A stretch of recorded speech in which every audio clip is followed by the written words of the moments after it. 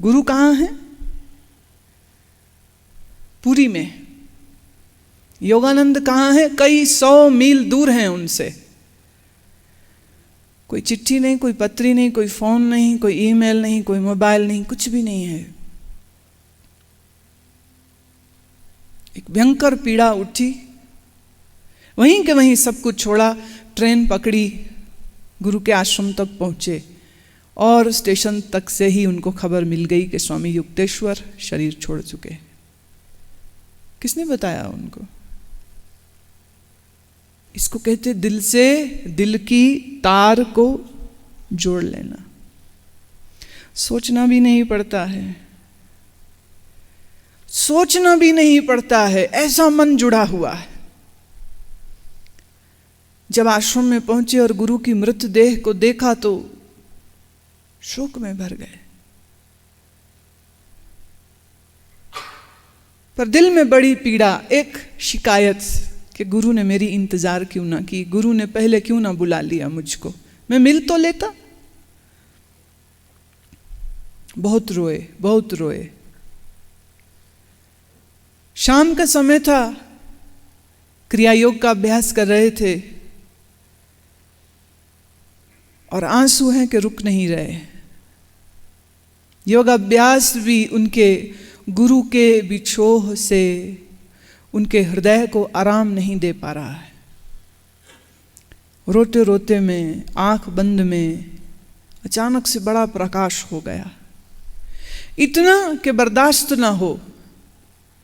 और फिर उसी प्रकाश में स्वामी युक्तेश्वर उनके सामने चलते हुए आते हैं और आके खड़े हो जाते हैं और अपनी उसी मधुर वाणी से कहते हैं, योगानंद दुखी क्यों हो रहा है?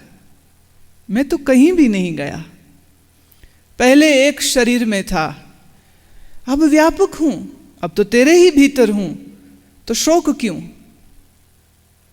फिर शोक क्यों? गुरु के इस दिव्य दर्शन को देखकर योगानंद प्रसन्न भी हैं, पर मन ने शंका उठाई कि ये जो मेरे सामने है ये क्या कहीं मेरे मन का भ्रम तो नहीं है? तो आगे बढ़ के उनके चरण छुए, पर जब चरण छुए तो वो सिर्फ रोशनी नहीं थी, वो तो ऐसा ही स्पर्श था जैसा वो गुरु को जीवित रहते जब स्पर्श करते थे। बिल्कुल वही एहसास, कुछ फर्क ही नहीं। युक्तेश्वर ने कहा कि शोक करके तो कुछ साबित नहीं कर रहा है। जान इस बात को कि पहले तो तेरे और मेरे में शरीर की सीमाएं थीं, तो कुछ दूरी थी। अब मृत्यु ने इस सीमा को भी गिरा दिया है, अब तो मैं तेरे ही भीतर हूं। ऐसा आनंद में, ऐसा परमानंद ब्रह्मानंद में योगानंद जी का मन गया। गहरी निर्विकल्प समाधि हुई और लंबे काल तक, कई समय तक उसी स्थिति में रहे।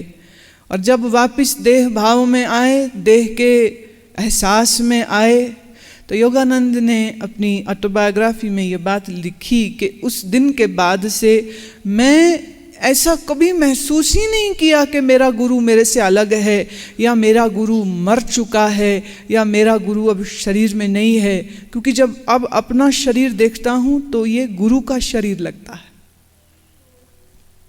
यूँ लगता है कि गुरु का देह मेरी देह में, गुरु का मन मेरे मन में, और गुरु का आत्मा मेरे आत्मा में एक हो चुका है। सच है, एक समय तक तो दूरी थी, अब तो वो भी नहीं रह गई। जो वो माया के द्वारा एक शरीर का होना और शरीर की बाधा और लिमिटेशन जो है, उस लिमिटेशन से भी मैं मुक्त हो गया। ऐसा मिला गुरु कि शिष्य शिष्य न रहा, शिष्य गुरु ही हो गया। इतना एक हो गए, इतना घनिष्ठ हो गए। तो गुरु से प्रेम करो तो ऐसा करो, ये प्रेम का सौदा करो तो ऐसा करो, नहीं तो मत करो। क्या जरूरी है करना? ऐसे भी गुरु के बगैर कौन सी तुमको नींद नहीं आती है, या भूख नहीं लगती है, या दुनिया नहीं चलती है, या कारोबार नहीं चलते, सब कुछ तो हो रहा है तुम्हारा। तो मन के इतने से धोखे को भी हटा दो। कहो अभी मुझे गुरु से कोई लेन देन नहीं है, अभी मुझे संसार से लेना देना है। हो रहो निश्चिंत, और गुरु भी निश्चिंत हो जाएगा कि अभी ये तैयार नहीं है। क्योंकि जिसको भूख नहीं है उसको रोटी नहीं दी जा सकती। फायदा क्या, फेंक देगा रोटी यहां वहां। तुम्हें भूख नहीं है, तुम्हें ज्ञान मिलता है, तुम क्या करते हो? तुम भी तो उस ज्ञान को फेंक देते हो। अजब खेल चल रहा है। प्रेम के इस संबंध को खरा रखना चाहिए। खोटा संबंध कहीं नहीं पहुंचाएगा।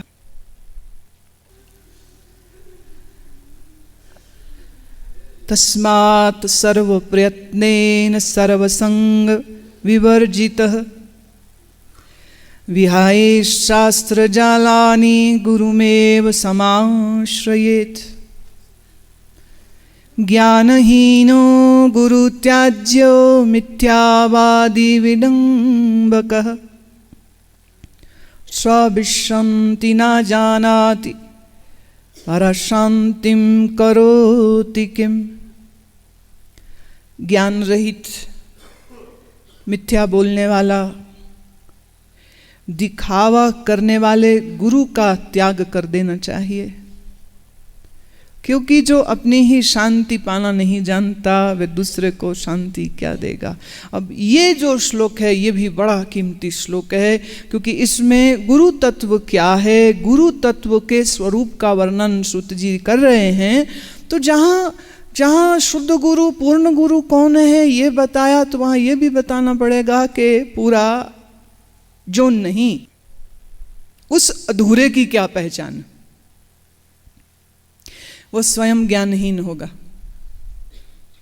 अब आप सोचोगे जो खुद ज्ञानहीन है वह गुरु कैसे बन गया? बस यही तो महिमा है भारत की, यहां कोई भी गुरु हो सकता।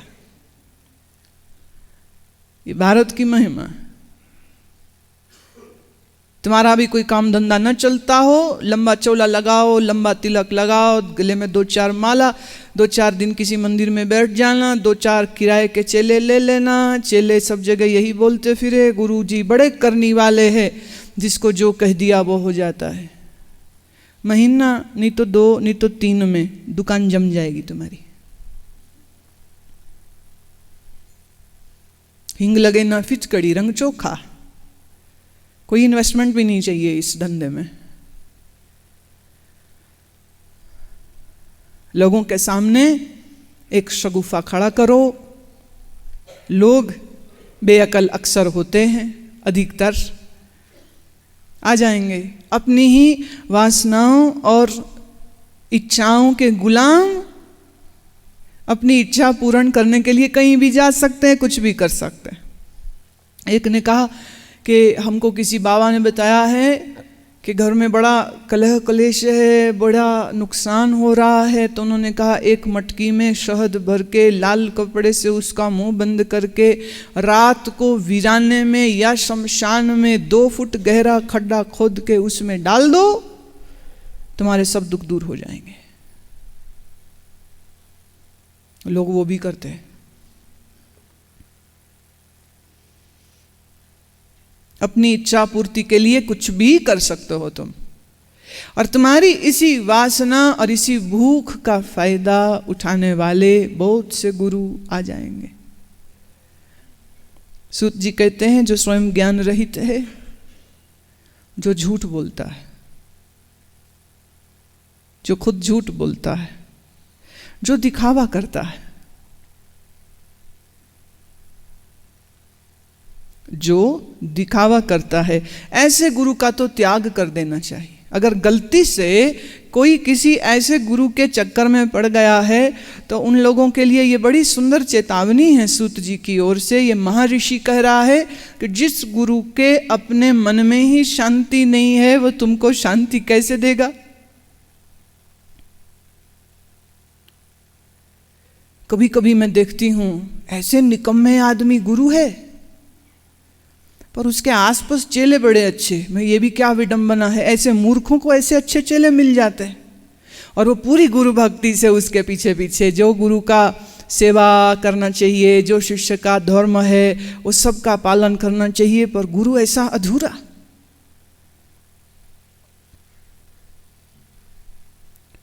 गुरु कौन है? सूत जी पहले कह चुके हैं, ब्रह्मानंदम परम सुखदम केवलम ज्ञान मूर्तिम द्वंद्वातीतम गगन सदृश्यम, ये लक्षण है गुरु के।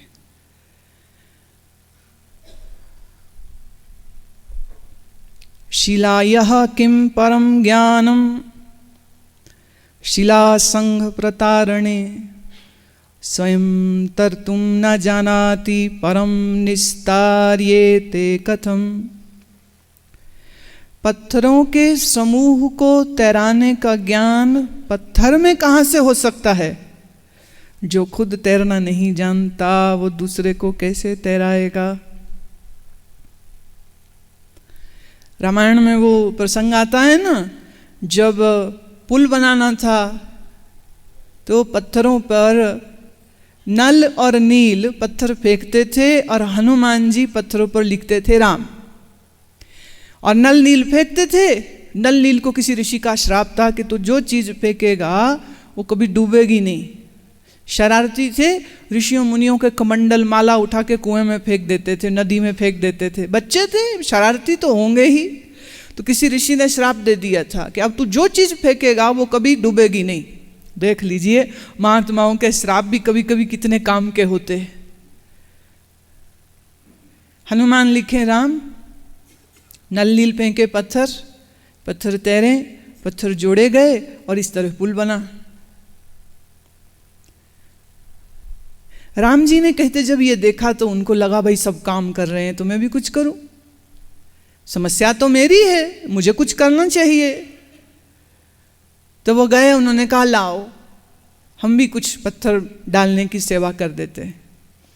तो राम ने राम लिखा हुआ पत्थर समंदर में डाला और वो पत्थर डूब गया। ये कैसे? लक्ष्मण ने कहा ये कैसे, आपका डाला तो डूब गया। तो हनुमान जी आए पास और कहते लक्ष्मण भैया, जिसको राम ही फेंक दे वो कैसे तरेगा? जिसे राम ने ही छोड़ दिया उसकी तो दुर्गति होने वाली है।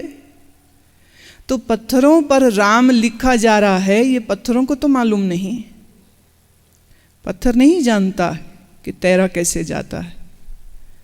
ऐसे ही जिसकी बुद्धि पत्थर है, जो स्वयं डूबा हुआ है, वो किसी दूसरे को कैसे तरा सकता है?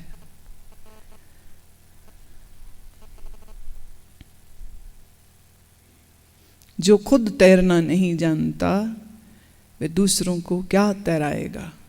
जो खुद तैरना जानता है वही दूसरे को तरा सकता है। आप मुकत मोहे मुकत करावे, संत की पहचान दी है जो स्वयं मुक्त है और जो मेरी मुक्ति के लिए मुझको सिखाता है, बताता है, मार्ग देता है, साधना के सूत्र देता है, सो गुरु।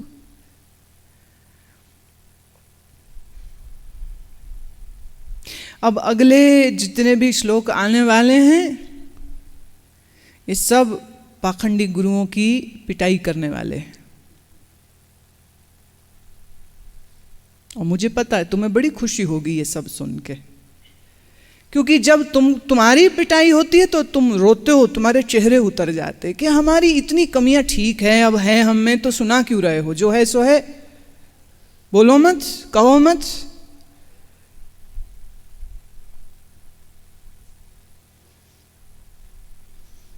पर इन श्लोकों को सुन के बहुतों की छाती ठंडी होगी।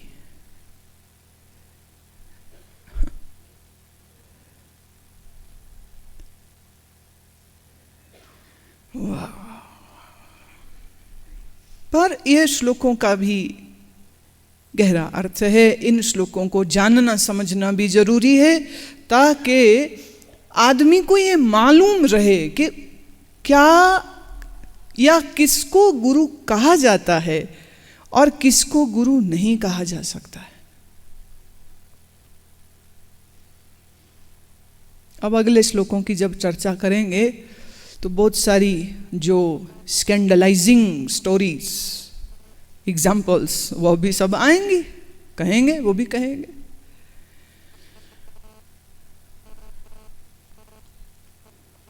अंधे अंधे ठेलिए दोनों नरक पड़ंत। अगर अंधा अंधे को रास्ता दिखाएगा तो दोनों कुएं में गिरेंगे। अगर गुरु अंधा है, चेला तो अंधा होता ही है, तो फिर दो अंधे मिलकर के कहाँ पहुंचेंगे? कहीं भी नहीं पहुंचेंगे। ना वंदनीयास्ते कष्टम दर्शनाद भ्रांतिकारकः वर्जयेत्तान् गुरुन् दूरे धीरानेव समाश्रयेत्। जो गुरु अपने दर्शन से, दिखावे से शिष्य को भ्रांति में डालता है, ऐसे गुरु को प्रणाम न करें। इतना ही नहीं, दूर से ही उसका त्याग करें। ऐसी स्थिति में धैर्यवान गुरु का आश्रय लेना चाहिए।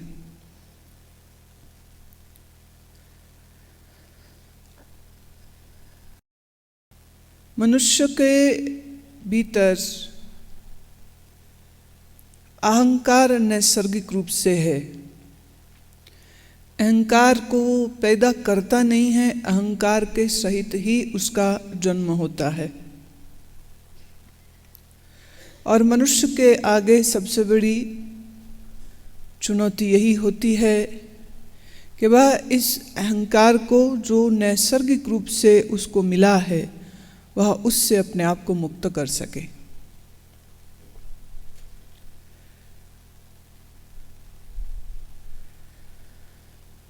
अहंकार के प्रकट होने के बहुत बहुत माध्यम और तरीके होते हैं। मनुष्य तो वही है, रोगी चित्त वाला, अज्ञानी और अहंकारी चित्त वाला। सो जब ये रोगी मन के साथ धर्म की मार्ग में आ जाए और वहाँ पर भी वो किसी स्वार्थ से आया हो, तो ऐसे में उसका झूठ का आडंबर, उसका पाखंड, वो तो उसके साथ चलेगा ही। मैं सबसे श्रेष्ठ हूँ, ये एहसास एक कीड़े को भी होता है, एक जानवर को भी है। गुण हो ना हो तो भी ये ख्याल सबके अंदर होता है कि मैं कुछ हूँ, मेरी कोई जगह है और दूसरों को मुझे आदर देना चाहिए। ये अपेक्षा, ये उम्मीद सबके मन में है। और अपनी इसी भूख को पूरा करने के लिए कभी कभी कुछ मनुष्य गुरु का भेष धारण कर लेते हैं। अब किसी को अपने पीछे लगाने के लिए कुछ तो गुण चाहिए, कुछ तो ड्रामा चाहिए। तो उसकी सोच, उसकी कल्पना इतनी ऊंची उड़ने लग जाती है और फिर अपनी उस कल्पना के साथ अपने आप को वो पहले तो ये यकीन दिला देता है कि वो श्रेष्ठ है। दूसरा, लोगों को मेरे पास आना चाहिए। तीसरा, मेरी जय जयकार होनी चाहिए। अब ये तीन इच्छाओं की पूर्ति के लिए उसको कुछ तो करना होगा।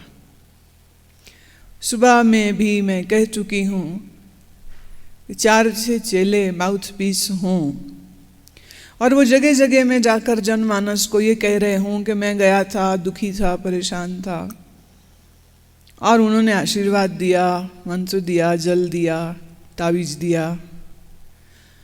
और मेरे सब दुख दूर हो गए। और दुखी इस संसार में कौन नहीं है, और दुख का उपचार कोई कर सकता है तो आदमी क्यों नहीं जाएगा उसके पास। इसलिए हर गांव में, हर शहर में, हर राज्य में आपको ऐसे कुछ एक मंदिर, दरगाहें, ऐसे गुरुद्वारे मिल जाएंगे जहाँ जाकर के ABCD ये आपकी इच्छा पूरी होती है।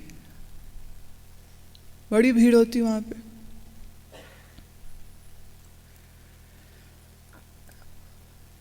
इस गुरुद्वारे के सरोवर में स्नान कर लो, दुख कट जाते हैं, रोग कट जाते हैं।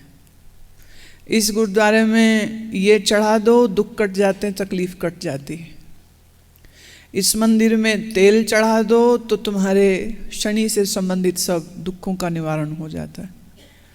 इस मंदिर में लड्डू चढ़ा दो तो मंगल की पीड़ा दूर हो जाएगी। कहीं चादर चढ़ती है तो कहीं फूल चढ़ते हैं, कहीं पानी चढ़ता है तो कहीं नारियल चढ़ते हैं। और ये कारोबार सबसे ज़्यादा प्रॉस्परस, सबसे ज़्यादा पल्लवित हो रहा है। पहले भी था, अब भी है। मैं दिल्ली से फरीदाबाद जाया करती थी और कुछ सालों में मेरे देखते देखते रोड के बिल्कुल बीचों बीच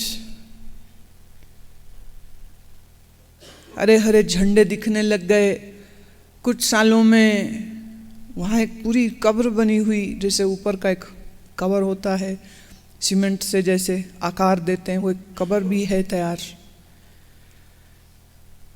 कहानी क्या है उसकी मैंने पूछना नहीं चाहा, लेकिन उस सड़क पर हमने सालों कुछ नहीं देखा था और फिर अचानक वहाँ पर ये सब चादरें चढ़ रही हैं। गुरुवार के दिन लोग सामान चढ़ा रहे हैं, पैसा चढ़ रहा है, तो फिर संभालने वाले आ गए। ऐसे ही कितने मंदिर हैं अचानक से खड़े हो जाते हैं। मंदिर बनते ही मंदिर में आने वाले भी आ जाते हैं, चढ़ावा भी आ जाता है, फिर कमेटी भी बन जाती है, फिर कोई एक महंत भी बन जाता है और फिर गद्दी चलने लग जाती है। और फिर महंत जी लोगों के रोज़मर्रा के छोटे बड़े कामों में उनका पूरा दखल होने लगता है, क्योंकि उनसे पूछे बगैर हम कुछ नहीं करते। तो गुरुओं का आदर करना चाहिए, गुरु से आज्ञा लेनी चाहिए, बस यूं फिर गुरु डम चलते।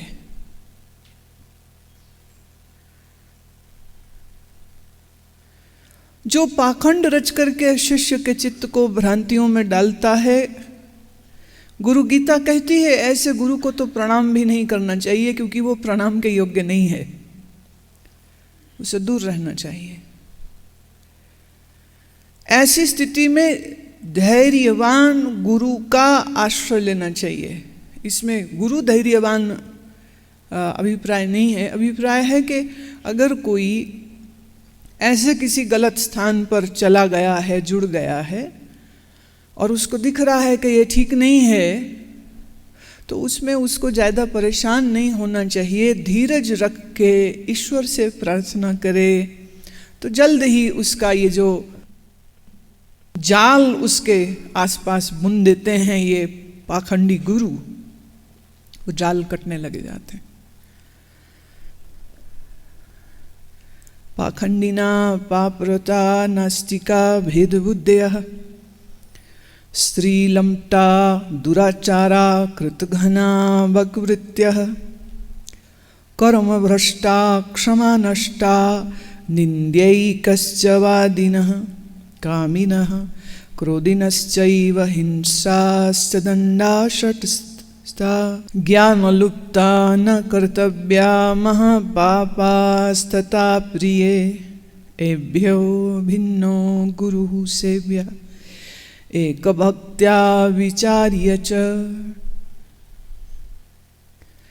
वेद बुद्धि उत्पन्न करने वाला, स्त्री लंपट दुराचारी, नमक हराम बगुले की तरह ठगने वाला, क्षमा रहित निंदनीय तर्कों से वितंडावाद करने वाला, कामी क्रोधी हिंसक उग्र शठ तथा अज्ञानी महापापी पुरुष को गुरु नहीं करना चाहिए। अब सोचने की बात है कि कोई भी ऐसे को गुरु कर कैसे सकता है, पर लोग करते हैं।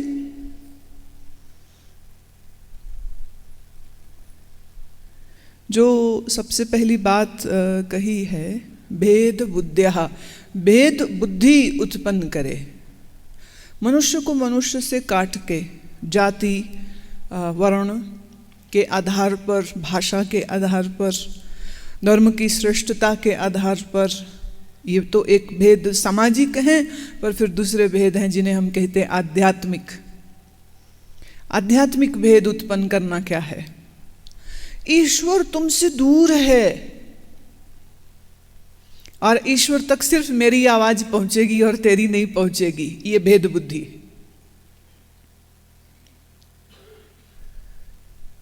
परमात्मा के घर का रास्ता सिर्फ मुझे मालूम है, ऐसा इस पाखंडी गुरु का दावा होगा। और जो कोई मुझको प्रसन्न रखेगा, सेवा करेगा, उसको मैं वहां पर प्रवेश दिलाऊंगा, और जो मुझे अप्रसन्न रखेगा उसका प्रवेश कभी ना हो सकेगा।